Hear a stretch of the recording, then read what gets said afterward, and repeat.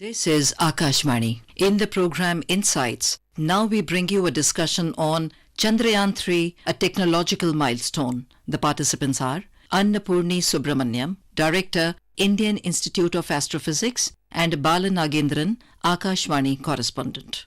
On August 23, 2023, we, the people of India, were over the moon because we were on the moon. But yesterday, there was another technological milestone in Indian space endeavor, the detour of the propulsion module. To talk all these and further developments, we are joined by an expert filled with vast experience, Dr. Annapurni Subramaniam, Director, Indian Institute of Astrophysics. Ma'am, welcome and congratulations. Thank you. Yesterday, we have achieved another thing, another milestone. That is, the propulsion module had a successful detour. What does it mean? I would like to put the whole thing in the right context for that matter. The Indian expedition to the moon started with Chandrayaan-3, where we had the orbiter and also the impact probe, which actually brought out the initial indications of the OH or hydroxyl molecules present on the surface of the moon. Now, based on those results and further advancement, we planned Chandrayaan-2, where we had an orbiter which took high-resolution images of the surface of the moon, but the next major step was to have a soft landing on the surface of the moon, which we could not do. And then we had Chandrayaan-3, where we completed the soft landing and with an orbiter, which is actually the propulsion module, which is still orbiting the moon. Now, what is next? If you want to do that, you also need to do technology demonstration, which are very important to make the next steps. So what are these? This is like when you have a rocket sent, you have an Earth, kind of the orbit is centered around the Earth. Then you have to inject into the lunar orbit. So Earth-bound orbit, then to a lunar-bound orbit. Now that change has to happen while in the cruise phase, and then it becomes a lunar-bound orbit, then it lands on the moon. Now this is a one-way mission, right? You just reach the moon. If you have to come back or bring back things, you need to find your way back. So there were two important steps taken in that direction. One was, if you remember, the lander itself hopped on the moon, right? So it actually demonstrated, it was a technology demonstration that once the spacecraft or the module which is landed on the moon can actually take off from the moon's surface. That was what demonstrated by the hopping. So once you take off from the surface of the moon, then you have to go back. The lander has to go back and attach to the orbiter. Now, once the orbiter collects this lander, what you have to do, you have to bring back the orbiter back to Earth, right? So you have to change the lunar-centric orbit into an Earth-centric orbit and then deorbit and then bring it into the Earth's atmosphere. So these are small steps, but very important technology demonstrations to complete the return journey. So if you look at the mission sequences, now you have landed it. Now the next thing will be to collect the material and then bring back the material back to the Earth. And then the next mission is, once the Gaganyaan is done, then you actually have people on the orbit and then take people to moon and then bring them back. So the next steps major milestones will continue. But these are the important technology demonstrations towards that goal. Actually, yesterday, the Prime Minister took to social media congratulating ISRO, and he said a milestone in technology achievement, especially for the future space endeavors. Could you brief us, what are the plans perhaps for our future space endeavors? If you can think of the next logical step to do is to bring back the sample, right? Because now we carried out the science experiments which were done on near the South Pole of the moon or South Polar region is to in situ sampling and find out what is the temperature, how is the thermal conductivity happening, is there a moonquakes, etc. there. That's an in situ measurement. Now, if you want to have a mineralogical study of the material out there, then you have to scoop out the material, collect it, and then you have to contain it and bring it back. So that would mean a return journey. So it's not a one-way journey. You reach there. Now we know how to soft land on very difficult areas. Now collect the sample from there and bring the sample back to Earth. Now, that is something robotic thing can be done without humans or lives present there. At the same time, we are also been looking at the missions such as Gaganyaan, which is actually putting an astronaut in an orbit, which is like a low Earth orbit. Now, once we have achieved that and successfully demonstrated that, then the next step would be to take people to moon.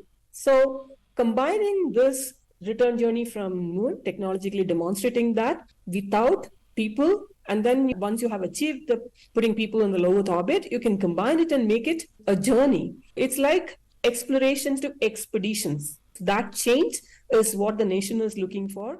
Well, talking about the detour of the propulsion module, I would like to ask you to explain for the benefit of our listeners the technicalities behind it on the orbit raising maneuver and the trans-Earth injection maneuver. How do they distinct from each other? Orbit would mean that you start from a place and you go around a particular object and close that particular trajectory. So if you look at HST or International Space Station, etc., they go around the Earth at an altitude of about 300 kilometers, something like that. So they go in a closed orbit around an object. So these are around the Earth orbits. You remember the journey from Earth to Moon of Chandrayaan-3, you kept hearing about orbit racing maneuvers. So orbit racing would mean that you make the orbit elongated so that it leaves the Earth gravity and being captured by lunar gravity. So it starts moving away from the Earth and it's caught by the moon and starts going around the moon. So they become Earth lunar bound, where it goes around the moon, orbiting around the moon, and then you can have different type of trajectories. You can have a circular orbit or an elliptical orbit before you start going down onto the moon surface. Now you have to do the reverse, like, you take it off, hop it. Now we haven't done that part, like, you're connecting the lander back to the propulsion module, but then you already have this propulsion module, which is actually going around the lunar orbit. Now you can increase its orbital eccentricity by changing it from circular to elliptical by thrusters, using the thrusters on board and making it elongated, and then take it out of the lunar orbit and insert back into the Earth orbit. Now that is a maneuver which you can calculation-wise you can do, but you have to actually perform it and prove that yes, our calculations work. So that is what they have tried to do now, and that is indeed a great demonstration. I would like to ask you about the challenges and the risks involved in the detour. So what are the probable risks and challenges involved in that? If you want to change the orbit of a spacecraft, as a physicist, what I understand is that you need to have forces inserted that given to the spacecraft so that it can change its orbit. So you have to use your thrusters, but you should know how exactly to do, how much thruster, how much time it has to be using, what force needs to be induced into the system. So these are all orbital mechanics, all calculations are done. But you know the numbers, but then you need to convert these numbers into how much motor, how much fuel, how much firing you have to do through the thrusters so that you achieve the required orbit. Now, as you know, this orbital changes, like the orbital maneuvers which has been done, we have a very good handle on this forward journey. The return journey is that we are trying to do now. The forward journey, we have done it for Mars mission, we have done it for Chandrayaan-1, 2 and 3, and we also did it for Aditya L1, because Aditya L1 is actually traveling towards the sun and it is travel almost 1.5 million kilometers away. So you also have to take out, it goes around the Earth first, and then you have to have the increasing the maneuvers happening so that it goes out of the Earth's orbit and travels towards the sun. So that's what happened in Aditya also. It's the first time we are doing it. So these first detailed calculations get done, and then you have to find out at what part of the orbit, at what time, how much exact force needs to be given so that the trajectory changes. So this is absolutely precise physics and maths. And of course, engineering. So engineering is what actually makes it happen. Actually, Chandrayaan-1, 2 and 3. In our Chandrayaan-1 mission, we have told the world that, look, there is water. And in Chandrayaan-2, we had a partial success. And in Chandrayaan-3, we have touched the spot which none has hitherto been dared to land. So how do you see this growth of Indian space technology? I think it's a extremely great teamwork and excellent team at work, because this requires large number of people involved in various teams coming together and planning it and executing it. And we all know that these missions carried out by India are extremely cost effective compared to other foreign missions. Now, it is important and to capitalize on these achievements India has made, because we don't want to have the repeated history, right? Because even if you have a technology demonstrated, unless and until you build up on that immediately and go on further future steps, whatever we have gained, we might lose out. So we should not see that. Point number one. We have to build on this particular achievement and move further on. So we need to immediately plan for our next mission, which will be like a sample return mission, because you can actually demonstrate going and landing, collecting some material and bringing it back. So your return journey has to be completed. Then we are also moving ahead with respect to Gaganyaan. Now, robotic missions where no lives are involved, these technology demonstrations can really speed up and go. But when it comes to people in orbit, it is a lot of safety and a lot of new technology we need to demonstrate first. So I believe ISRO is ramping up those things and then move forward. So it is also important for a nation to put forward its priorities, what it needs to do. You need to put on the moon. How does that bring any benefit or to the humankind, as well as future technology demonstrations, as well as India as a space-faring mission? For me as a scientist, I would love to understand how moon was formed and what is the present status of it, and use moon as a resource center as well as a knowledge center, like, how to understand the other parts of the solar system. Now, we know that there are a number of planets around other stars discovered. We have so many questions, and you look back at our own solar system, we have not answered any of them. So we have to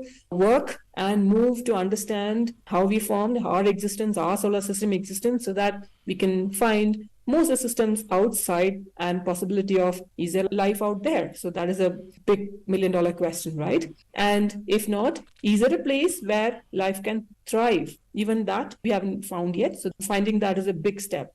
In your previous response, you have spoken about Aditya L1. Actually, yesterday we have done something phenomenal on the moon. And now as we speak, a space vehicle is representing us and moving towards the Aditya L1 point that we have desired to touch when 2024 clicks. So I would like to ask you, as the director of Indian Institute of Astrophysics, the role of Indian Institute of Astrophysics in Aditya L1 mission. India as a country has a huge heritage in studying the sun. I'm right now sitting in the Kodaikanal Observatory, which was founded in 1899 and started taking data of the sun from 1904 onwards. And we have taken pictures of the sun from 1904, and that is digitized and actually available for anyone to understand the long-term variations of the sun. So we have a huge heritage in studying the sun, and we have a lot of researchers work on why the sun is dynamic, why is it spewing out plasma, like in the coronal mass ejections, etc. So Aditya L1 mission is right now reaching the L1 Lagrange point. So it is traveled a lot, and then it will be injected into the halo orbit around the L1, which is a null point basically. And the operations of the science instruments on board are starting. Now, one of the most important instruments on board Aditya L1 is a coronagraph. Now, the coronagraph would mean that this instrument would look at the sun as though the sun is all the time in total solar eclipse. Now, why eclipse? Because if you want to look at the corona, you need to actually kind of stop the light of the disk, because corona is too faint and only it is seen during the total solar eclipses. So this instrument will look at the corona and look at it continuously. There is no obstruction. So it's a continuous observation of the sun to find out how much ejections are coming from the sun.